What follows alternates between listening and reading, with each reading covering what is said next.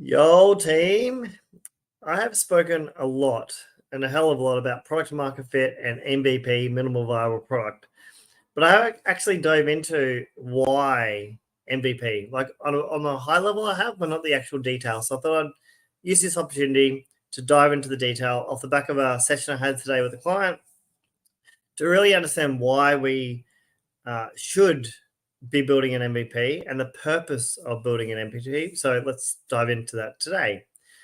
And so an MVP is a version of a product with just enough features to be usable by early customers, by early clients. So they can provide you feedback for future building and future product development, right?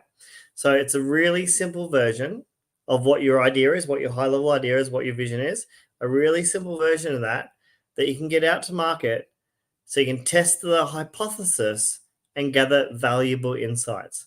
That's the absolute key, right? Gather valuable insights. That's why you want to build an MVP.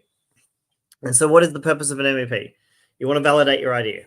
The primary purpose of an MVP is to test and validate your business idea with minimal resources, minimal cost, not outlaying a lot of time and effort.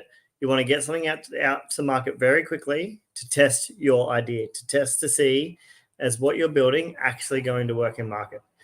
Now, this really allows you to see if there's going to be demand for your product or your idea before heavily investing in a business and scaling up a sales team, a marketing team, and throwing, lots and lots of time, effort, energy, and money at this thing, right? So you want to validate your idea as fast as you possibly can. Off the back of validating your idea, you want to gather feedback.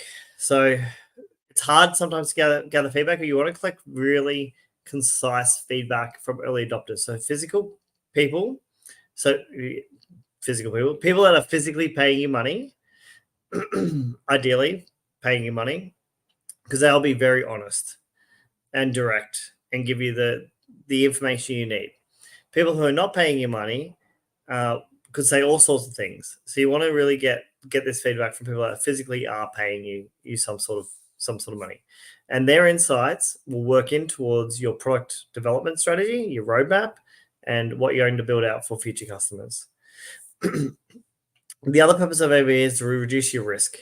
Reduce your risk from not just a monetary and time point of view, but why spend the next 3 to 5 years building product that no one wants? Like, I can talk to this from personal experience. Right? Don't do what we did previously and spend way too much time, effort, and energy to realize that the actual market that we're trying to aim for wasn't ready and won't be ready for years. And so you want to reduce your risk as much as possible, and you want to get the early adopters on board, and you just want to avoid wasting everyone's time and money. 1 second. Had a frog in my throat. The second thing is around the accelerate learning. So the MVP process is about learning as quickly as possible. You want to be able to iterate, improve, change, adapt, adopt. Just keep measuring and testing what's working and what's not working. So you want to gather as much feedback as possible and do the iterative learning process, and this will accelerate your entire journey. Absolutely. Once you've done all that, you then get to the point of attracting investors. So there's the whole, I've got an idea on a napkin. I'm going to raise $1 million to build my product. That kind of is gone in this economy. It'll come back in the future, but right now it's not there. And so you want to get your MVP to a point that you get enough information so then you can attract the right investor. And this will demonstrate traction. It'll demonstrate that you know your customer. It'll demonstrate that you know the market you're targeting. It'll give you the information you need to then build your pitch deck to then get on invest and say, yeah, okay, I please want to raise 300, 500K, $1 million, whatever it might be, to then build your product out in full because you've already got the figures and the information you need to make this happen. So it's absolutely crucial. So focus on your core. You really want to, when you build this MVP, what is your value proposition? What are you 100% going to achieve long term?